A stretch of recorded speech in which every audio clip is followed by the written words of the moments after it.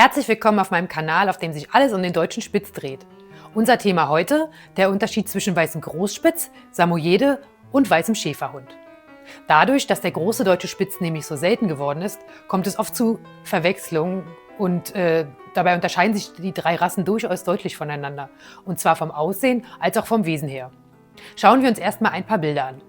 Das ist ein deutscher Spitz. Das ist ein Samoyede.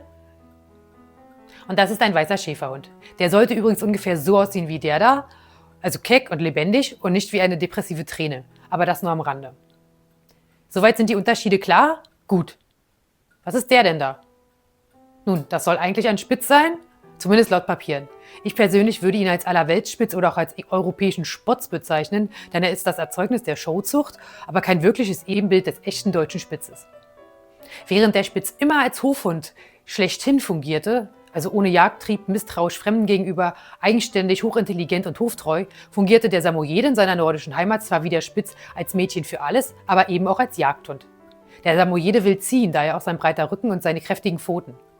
Der weiße Schäferhund hingegen ist, wie sein Name schon sagt, der Hund des Schäfers und aufgrund seiner anders gearteten Anlagen als Hofhund nur bedingt geeignet. Er muss zum Hüten ein Dauerläufer sein, daher ist sein Rücken länger als der des Spitzes und auch die Hinterhand ist viel kräftiger. Leider wurde gerade der weiße Großspitz immer wieder heimlich mit Fremdblut aufgepeppt. Auch ohne genetischen Nachweis ist die Einkreuzung von Samoyeden und weißen Schäferhunden in den großen Spitz für jeden offensichtlich, der den sehen will. Das ist bereits in den 50er Jahren geschehen und geschieht auch heute noch. Damals gab es im Verein für Deutsche Spitze im Prinzip keine weißen Großspitze mehr. Außerhalb des Vereins jedoch ungefähr jede Menge, aber eben ohne Papiere und die wollte man dann halt nicht. So trug es sich dann zu, dass ein Züchter namens Willi Winsheimer simsalabim weiße Großspitze aus dem Hut zauberte, wo vorher gar keine waren. Diese waren dann zwar riesig und auch von der Optik her so ganz anders als die Spitze bisher, aber davor verschloss man im Verein die Augen. Im Gegenteil, man empörte sich sogar noch, als der damalige Weltsieger, der hier, auf einer internationalen Hundeausstellung in Utrecht einer wirklich grauenhaften Note aus dem Ring entlassen wurde. Begründung des Richters: es handele sich hierbei um einen Spitz-Samoyeden-Mischling. Exakt das, was ich hier auch sehe. Parallel betreute der Verein für Deutsche Spitze zu dieser Zeit übrigens auch die Samoyeden. Ich meine ja nur. Das Problem schlechter Zucht ist nicht nur rein optischer Natur. Nein, das Problem geht viel tiefer. Die Pseudospitze sind für den Dienst als Wachhund nicht nur untauglich, sondern weisen mitunter ein kaum erziehbares Wirrwarr an Charaktereigenschaften auf. Trifft Samoyeden Jagdtrieb auf Spitzintelligenz und Spitzselbstständigkeit, erhalten sie mit großer Wahrscheinlichkeit einen Hund, den sie nicht mehr ableihen können, weil der wildert wie der Teufel. Trifft die Schärfe des Spitzes auf die Nervosität des weißen Show-Schäferhundes, kommt dabei ein bissiger Hund raus, der aus Unsicherheit nach vorne geht. Solch ein Hund ist nur mit sehr viel Erfahrung zu erziehen. Leider kam es so, wie es kommen musste. Durch die Einbringung von Schäferhunden und Samoyeden wurde der Jagdtrieb eben auch in den weißen Großspitz eingebracht. Und dieser gehört dann absolut nicht hin. Siehe Rassestandard. Und dieser Jagdtrieb schwappt auch gerade von den weißen auf den schwarzen Großspitz über. Ja, ganz großes Tennis, Freunde. Der deutsche Spitz ist als solches nur dann wesensfest, wenn alle seine seit Jahrtausenden zurechtgeschliffenen Wesenszüge wie ein Uhrwerk ineinandergreifen. Gerät auch nur eine einzige Eigenschaft aus dem Lot, funktioniert der ganze Spitz nicht mehr. Und dasselbe gilt auch für sein Äußeres. Weil die Wesenseigenschaften die Erscheinungen formen, sagt jede Veränderung des Aussehens sehr viel darüber aus, dass eben auch mit dem Charakter des betreffenden Tieres etwas nicht stimmen kann. Daher Augen auf beim Spitzkauf. Woran erkenne ich nun einen Spitzmischling? Erstens hat der Spitz Mandelaugen und keine nach außen kippenden Augen und auch keine mongolischen Augen. Zweitens, der deutsche Spitz hat weder einen langen noch einen eleganten Kopf oder auch keinen breiten Kopf mit einem quadratischen Fang. Er hat einen schön geformten Fuchskopf. Die Ohren des Spitzes sind wie Efeublätter geformt, nicht wie die eines Schäferhundes. Zudem sind sie wie mit Samt behaart und nicht plüschig.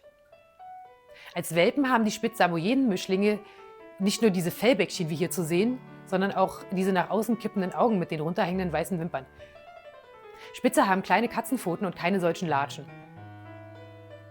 Spitzfell ist abgesetzt, es ist nur am Kragen, an den Fahnen und an den Hosen lang. Sieht der angebliche Spitz aus wie eine Plüschkugel, ist mehr drin als Spitz. Deutsche Spitze haben eine auf dem Rücken aufliegende Ringelrute. Das heißt, die Rute baumelt weder vom Rücken runter, noch steht sie hoch wie beim Husky.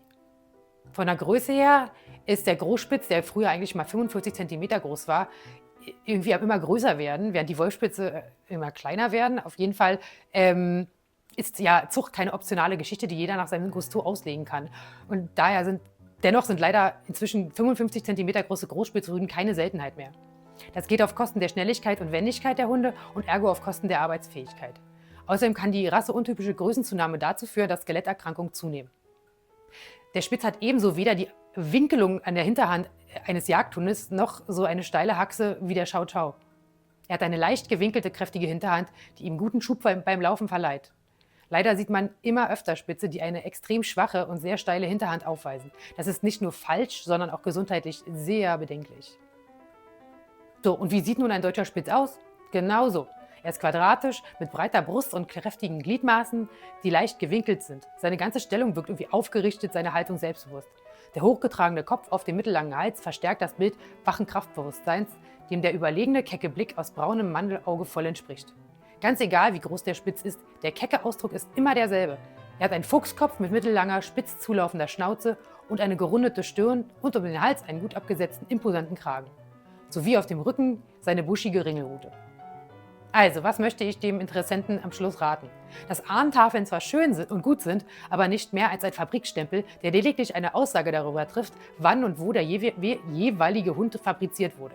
Wichtiger als die Ahntafel ist das Individuum aber selbst, der Ist-Zustand des jeweiligen Hundes. Dieser sollte immer gewichtiger sein als das Papier. Schauen Sie also genau hin und vertrauen Sie Ihren Augen und Ihrer eigenen Wahrnehmung bitte mehr als dem gedruckten Stammbaum. Denn Papier ist ja bekanntlich sehr, sehr geduldig. Das war's auch schon. Herzlichen Dank fürs Zuschauen und lasst ein Abo da.